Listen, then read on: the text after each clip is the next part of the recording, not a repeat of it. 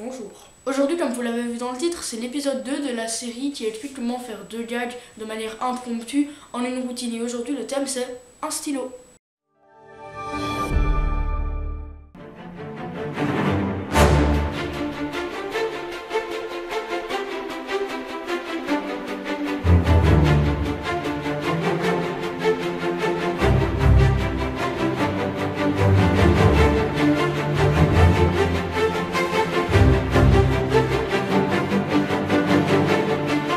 Allez, on se retrouve pour les explications. Alors pour ce tour, c'est très simple, il vous faut tout simplement un stylo.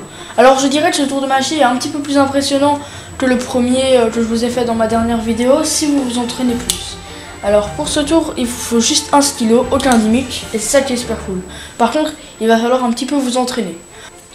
Alors pour commencer, je vais vous apprendre tout simplement la disparition toute bête, puisque si vous arrivez à maîtriser cette disparition, vous saurez maîtriser cette disparition-là et l'apparition du début. Alors, comme vous l'aurez constaté, le stylo atterrit juste là, et je vais vous apprendre comment le réaliser. Alors c'est très simple, il vous faut tout simplement prendre le stylo comme ceci, avec le pouce, l'index et le majeur des deux côtés. Alors le pouce va servir à bloquer le stylo, tout simplement pour pas qu'il tombe. L'index va aider à la rotation du stylo, mais il va pas aider à faire rotationner le stylo, mais à appuyer le stylo dessus. Et le majeur, donc celui-ci, va aider lui à faire pivoter le stylo. Donc en soi le mouvement n'est pas tellement compliqué. Donc celui-là, c'est le fait de prendre le stylo et de le faire pivoter pour qu'il réatterrisse juste là et puis terminer comme ceci. Mais ce qui va être difficile, c'est de le faire tellement rapidement que le spectateur ne le remarque pas. Et pour ce faire, vous allez avoir besoin de votre main gauche. Donc vous tenez votre stylo comme ceci, et ce que vous allez faire, c'est que pendant le mouvement, vous allez très très fort appuyer avec votre pouce, et au moment où vous dites 3, vous décalez le pouce, comme un claquement de doigts en fait. Vous décalez le pouce et il va faire que le stylo aura été retenu très longtemps, et puis bim, d'un coup il va partir très vite se loger ici, ce qui fera votre disparition.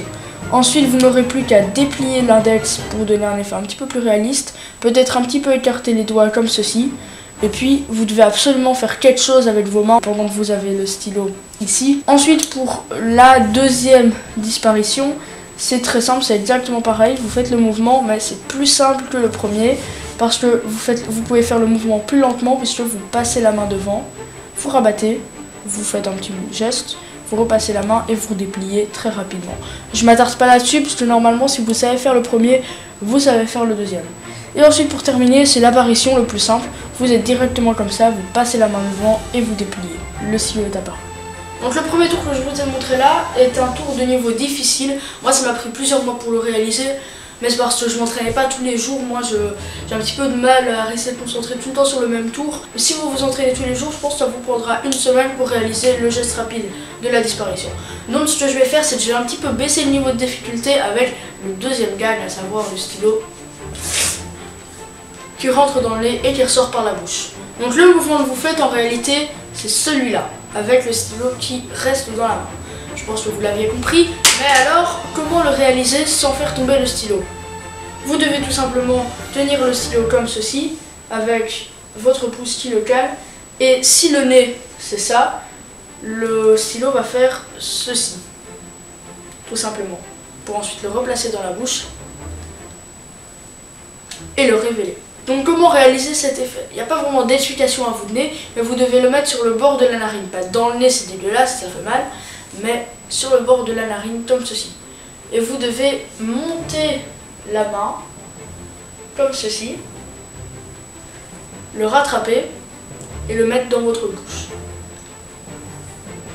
Comme ceci. Donc je vous préviens, sur le bord du nez, c'est vraiment ici, quoi, ça ne va pas toucher l'intérieur de votre narine. Mais il est impératif que pendant le geste, vous alliez vraiment extrêmement rapidement. Donc entre ça et ça, il ne doit même pas y avoir un espace de 1 seconde. Sinon le spectateur se rend tout de suite compte qu'on a un truc en main et que ça cloche.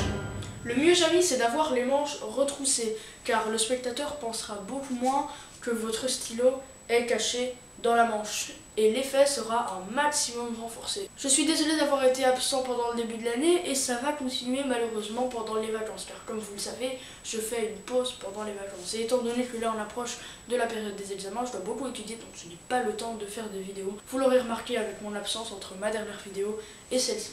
Donc normalement je vous dis à la rentrée.